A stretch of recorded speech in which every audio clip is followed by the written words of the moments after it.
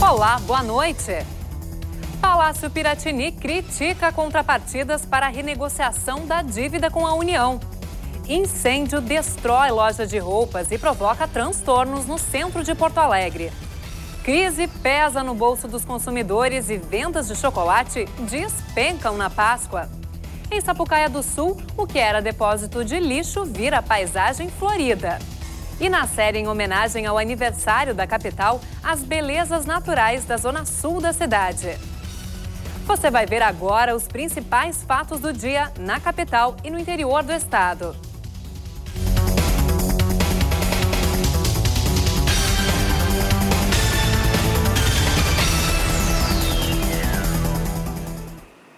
O Palácio Piratini criticou a proposta de renegociação que prolonga por mais 20 anos o prazo de pagamento da dívida do Estado com a União.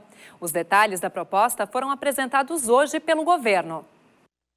Se aprovada, a proposta encaminhada pelo governo federal ao Congresso vai diminuir a parcela da dívida que o Rio Grande do Sul paga mensalmente à União. Apesar de reconhecer que a redução traz alívio para as contas do Estado, o governador Sartori manifestou insatisfação com o projeto, principalmente porque ele não prevê carência para o pagamento da dívida. O que nós levantamos em determinados momentos, que esta carência poderia ser de 3 anos, o que nos permitiria mais fôlego e muito mais tranquilidade para poder, em 3 anos, chegarmos não ao equilíbrio financeiro, mas fazer uma grande caminhada para o equilíbrio financeiro do Rio Grande do Sul. Nós estivemos reunidos com o presidente da Câmara dos Deputados e com todos os líderes das bancadas. E fiz ver e disse a eles todos, junto com o presidente, de que não representava uma solução para o Rio Grande do Sul. O Executivo também critica as contrapartidas exigidas pela União para a renegociação da dívida. Entre as condições previstas para os próximos 2 anos estão algumas medidas de ajuste fiscal já adotadas pelo governo gaúcho, como a não contratação de novos servidores. Mas também foram incluídas regras como a não concessão de novos benefícios fiscais e o aumento da contribuição previdenciária dos funcionários públicos. Para os estados é absolutamente coercitivo e obrigatório. Para a União, não poderá. Para nós é deverá. Quer me parecer que é um tanto quanto desequilibrado. O que nós vamos fazer agora? Discutir muito e intensamente com outras bancadas de outros estados, mas em particular com aquele que é o relator, deputado Espiridião Amin, aí do vizinho estado de Santa Catarina, e de uma forma muito forte e efetiva, buscando a compreensão, a sensibilidade e o gauchismo, por que não dizer, dos 31 deputados federais do Rio Grande do Sul, independente de partido. Sobre o parcelamento dos salários de março, a Secretaria da Fazenda disse que só vai dar os detalhes na quarta-feira. Publicado no Diário Oficial do Estado, o edital de convocação de 178 aprovados no último concurso público para a Brigada Militar. Desse contingente, 139 vão atuar no policiamento ostensivo e 39 no Corpo de Bombeiros. Eles vão substituir servidores temporários que tiveram os contratos encerrados no começo do ano. Outros 35 concursados também foram chamados para preencher vagas em casos de eliminação ou desistência dos convocados. Susto no centro de Porto Alegre. Um incêndio de grandes proporções atingiu uma loja de roupas na rua Voluntários da Pátria no início do dia. Ninguém ficou ferido. De acordo com os funcionários, o fogo começou no 2º andar do prédio, onde fica o depósito da loja, e rapidamente tomou conta de todo o estabelecimento comercial. 8 caminhões e 42 bombeiros atuaram no combate às chamas. Um caminhão-pipa do DEMAI também ajudou na operação. Apesar da nuvem de fumaça, uma multidão de curiosos se concentrou nas imediações para acompanhar o trabalho dos bombeiros. A análise preliminar do Instituto Geral de Perícias indica que um curto-circuito é o que teria causado o incêndio. O trânsito na região, uma das mais movimentadas do centro de Porto Alegre, foi fechado para o tráfego de veículos. E agora a repórter Lisele Félix traz mais informações sobre o trabalho dos bombeiros no local e a situação do trânsito na rua Voluntários da Pátria. O incêndio já foi totalmente controlado. Os bombeiros fazem agora um trabalho de rescaldo que deve durar ainda algumas horas. O depósito da loja foi totalmente destruído. E o trânsito entre as ruas Vigário e Doutor Flores segue fechado. As linhas de ônibus não estão passando no terminal Parobé, mas seguindo por um desvio na rua Júlio de Castilhos. A previsão é que o trânsito aqui na rua Voluntários da Pátria seja normalizado ainda hoje. Lisele Félix para o Segunda Edição. Operação Anjos da Lei. A Polícia Civil deflagrou nesta segunda-feira ação para coibir o tráfico de drogas no entorno de escolas. Foram cumpridos 39 mandados judiciais de busca e apreensão em 16 municípios da região metropolitana, Serra e Sul do estado. Pelo menos 17 pessoas foram presas. A Operação Anjos da Lei existe há 5 anos, mas foi a primeira vez que teve desdobramentos no interior gaúcho. O oeste do Rio Grande do Sul terá uma terça-feira de sol entre poucas nuvens em toda a região. Em Uruguaiana, temperaturas típicas de outono, mínima de 14 e máxima de 25 graus. Em São Borja, os termômetros marcam temperaturas semelhantes, oscilando entre 14 e 26 graus. Já Alegrete tem mínima prevista de 15 e máxima de 27 graus. E ainda nesta edição, veja como o município da região metropolitana está transformando áreas degradadas em jardins urbanos. E depois do intervalo, crise faz vendas de chocolate despencarem nos supermercados gaúchos nesta Páscoa. A gente mostra em instantes.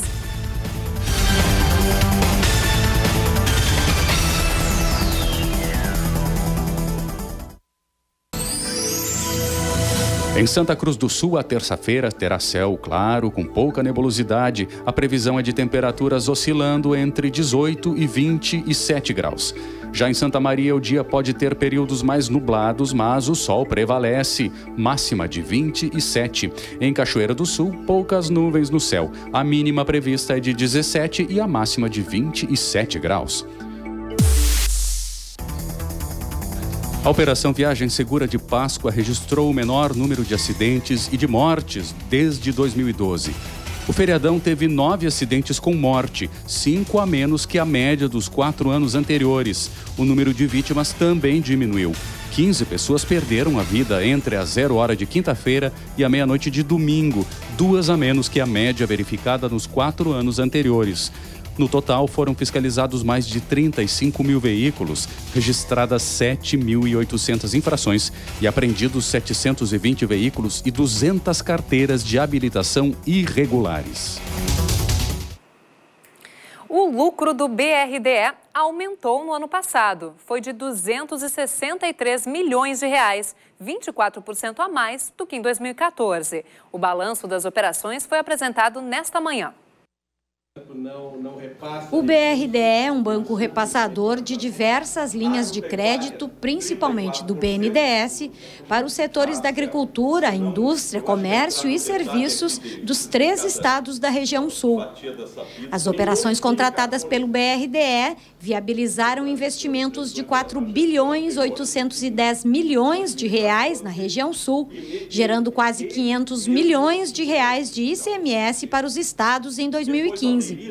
O lucro do banco no ano foi de 260 milhões de reais.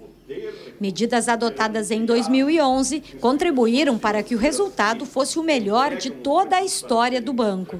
Havia uma grande discussão se o banco era autarquia ou não. O judiciário entendeu que não. O banco tinha depósitos para garantir o pagamento, no caso de devido, mas houve um refis, o banco aderiu ao refis e com isso recebeu a devolução de uma grande parcela daquilo que havia depositado, em consequência do que nós tivemos uma devolução de 48 milhões de reais. O BRDE é o agente nacional do FSA, o fundo setorial que financia a indústria do audiovisual brasileiro, repassando recursos da Ancine. Nessa linha, o banco empresta recursos para produtores de cinema e televisão de todo o país, e não só dos 3 estados do sul. Desde que o fundo foi criado, em 2011, até o ano passado, foram repassados 1 bilhão e 800 milhões de reais. Em 2016, o setor tem disponível cerca de 600 milhões de reais. A Santa Casa de Misericórdia de Porto Alegre realiza teste de detecção simultânea dos vírus da Zika, dengue e chikungunya. A técnica foi desenvolvida pelo Laboratório de Biologia Molecular da instituição. Com o teste, é possível detectar em menos de 24 horas se um paciente que apresente sintomas de alguma das doenças está realmente infectado e identificar o vírus específico. E agora a gente fala dos 244 anos de Porto Alegre. Desde a semana passada, a segunda edição tem mostrado como vivem e o que pensam sobre a cidade aqueles que escolheram a capital para morar. Na reportagem de hoje, a equipe da TVE deixou a região central em busca de mais contato com a natureza. E para isso, nada melhor do que o clima e a energia da Zona Sul.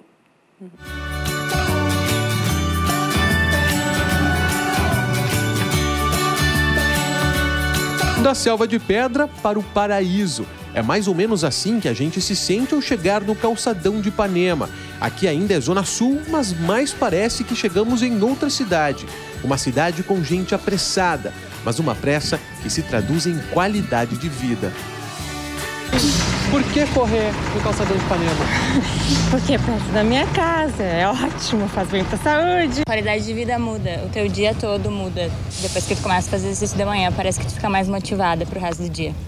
Olha, eu não tô com uma roupa adequada para correr ou caminhar, mas com certeza, depois de curtir o calçadão de Ipanema, nada melhor do que relaxar com essa paisagem ao fundo. Um verdadeiro colírio para os olhos. Porque é um belo lugar, né? É um paraíso. Na beira do rio, clima puro, ótimo. E o espaço é tão democrático que você não precisa suar a camiseta. Pode só curtir a paisagem na companhia da família. Mas agora, se você insistir em fazer esforço, a academia ao ar livre é uma boa opção. Acresce, né, na atividade, né? Esse visual aqui é um dos pontos, um dos grandes atrativos de Porto Alegre, né? Esse contato com o rio, o lago, né? Uns chamam de lago, outros chamam de Rio Guaíba.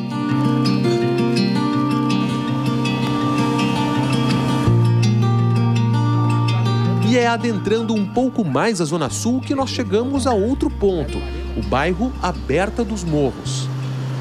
O senhor faz ideia do porquê o nome do bairro é Aberta dos Morros? Olha, Aberta dos Morros, pelo que a gente tem conhecimento, pesquisando junto com os moradores mais antigos, é porque esse bairro está situado entre vários morros, né? E é um platô, tipo assim, uma planície, né? Então, por isso, acredito que seja oriundo disso. Mas um bairro que tem um nome tão peculiar também desperta dúvidas, mesmo para quem mora aqui. Eu vim aqui para ir, eu vim com 5 anos de idade, mais ou menos. Morei na rua Telo Rosa, de lá vim morar mais para cá depois. Tá, mas o senhor agora falou Ípica, aqui a gente está no Aberta dos Morros, não? Olha, há controvérsias, como dizem. Tu pega um mapa, diz Aberta dos Morros, outro é Ípica, outro chama de Ipanema. O certo é que aqui o verde da região modifica até o clima. Independentemente do nome do bairro, o senhor gosta de morar aqui? Ah, eu adoro. Aqui eu só saio, nem saio mais daqui, né? A distância até o centro faz desta ponta sul da capital um refúgio de tranquilidade.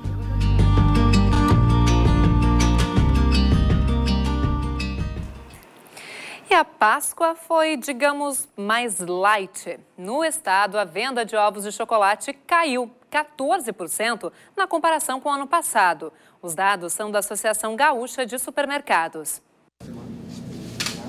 Na casa de Isabel, a Páscoa este ano foi mais humilde. Lá em casa só entrou barra de chocolate, um mousse de chocolate, porque os ovos de chocolate estão muito caros. Com preços 15% maiores do que no ano passado, os ovos de chocolate tiveram queda de 14% nas vendas em relação à Páscoa de 2015. Com a economia em crise e o bolso apertado, o comportamento do consumidor mudou. Segundo uma pesquisa da Agas, 40% deles deixou para comprar os presentes de Páscoa na última hora, em busca de promoções. Mesmo assim, comprou menos e tratou de não se endividar. A grande maioria preferiu comprar à vista, porque ele já está com medo do juro do cartão de crédito e, à medida em que ele não consegue pagar a conta do seu cartão, o juro vai terminar de afundá-lo nas suas contas mensais. Realmente aí vai ser um problema. Mas o consumidor também optou por trocar determinados produtos mais caros por produtos bem mais baratos, ovos pequenininhos, balas e tabletes de chocolate, ao invés de comprar os ovos de Páscoa. Nesse supermercado, na Cidade Baixa, a venda de chocolates foi 70% abaixo do esperado. O que menos saiu foram os ovos. O ovo, esse a gente devolve ao fornecedor e ele dá um destino diferenciado para esse produto.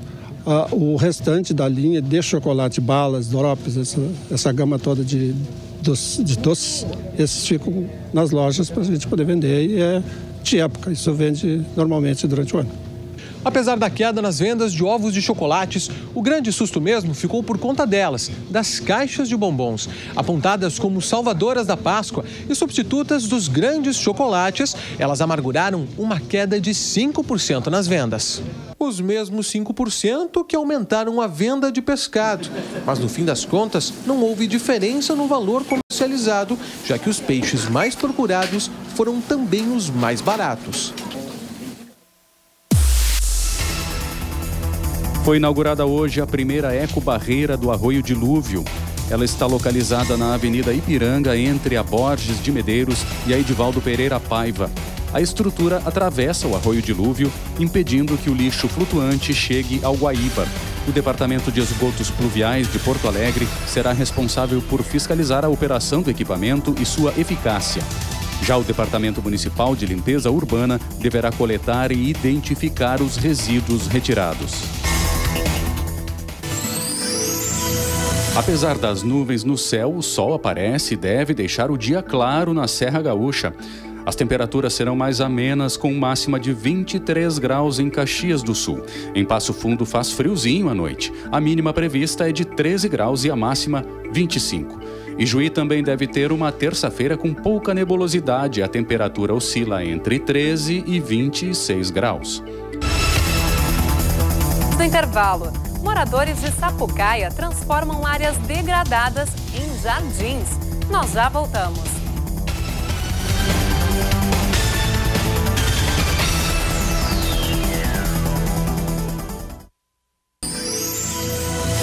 A terça-feira terá sol entre poucas nuvens e temperaturas agradáveis na região metropolitana de Porto Alegre. Os termômetros da capital oscilam entre 19 e 27 graus.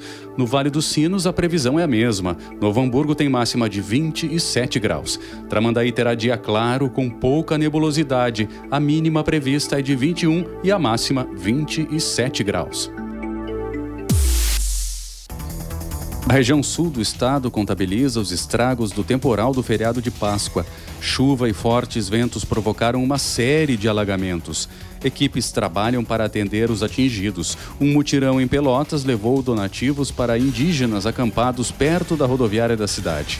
A Defesa Civil registrou 84,4 milímetros de chuva em 3 dias, quase 70% da média esperada para o mês inteiro.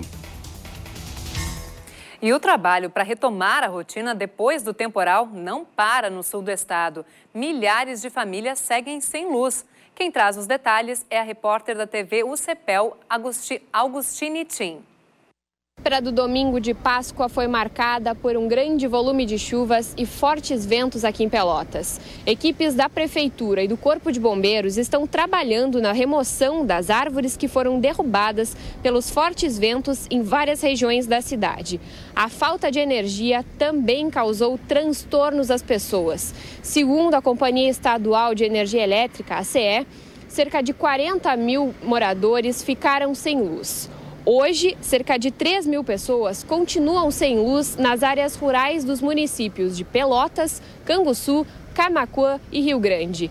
A equipe da CE trabalha para a normalização do serviço. Augustine Tim de Pelotas para a TVE. A região sul do estado terá um dia de sol entre nuvens, com curtos períodos nublados. Em Bagé, os termômetros devem registrar mínimas de 17 e máxima de 26 graus. Pelotas também tem um dia de temperaturas amenas, oscilando entre 18 e 27 graus. Já no litoral sul, os termômetros não sobem tanto. A máxima em Rio Grande chega a 25 graus. Estão abertas as inscrições para a terceira edição do Prêmio José Lutzenberger de Jornalismo Ambiental, que tem como objetivo incentivar a divulgação de experiências positivas, especialmente na área do saneamento ambiental. As inscrições podem ser feitas até 15 de agosto. A premiação ocorre em setembro. A iniciativa é uma parceria entre a Associação Rio-Grandense de Imprensa, a Associação Brasileira de Engenharia Sanitária e Ambiental e a Braskem. Uma iniciativa que une moradores de Sapucaia do Sul já começa a mudar a paisagem de alguns pontos críticos da cidade. O que antes era lixão, agora está se transformando, graças a um projeto da Prefeitura em parceria com a comunidade. Algumas cavadas na terra e o buraco já tem tamanho suficiente para receber a placa e a esperança do seu Valmir. É a intenção de nós não deixar botar mais lixo podre aí, gato morto. Mas eles vão colaborar, eu sei. Nos fundos do terreno no bairro Getúlio Vargas, em Sapucaia do Sul, ainda dá para ver o lixo. O local vivia coberto da sujeira deixada por gente de fora e até por moradores da redondeza.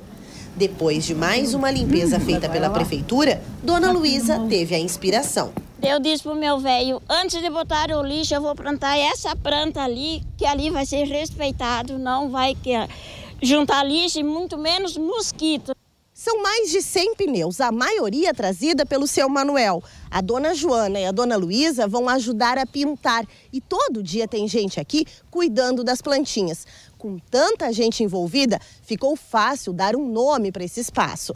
Era para ser Jardim da Vó Luísa, mas daí ficava eu sozinha no jardim.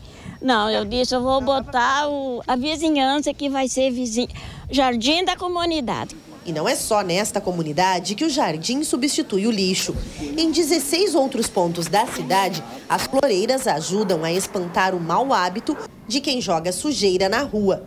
Melhor para o seu Pedro, que mora ao lado do primeiro jardim implantado pela prefeitura em um terreno desabitado. Acabou aquela porcariada, tudo de sujeira que tinha aí, né? Uma vez por semana era certo que a gente tirava em média assim, de 3 a 5 cargas de caminhão, né? E hoje não precisa. Hoje a gente vem com 2, 3 pessoas, né?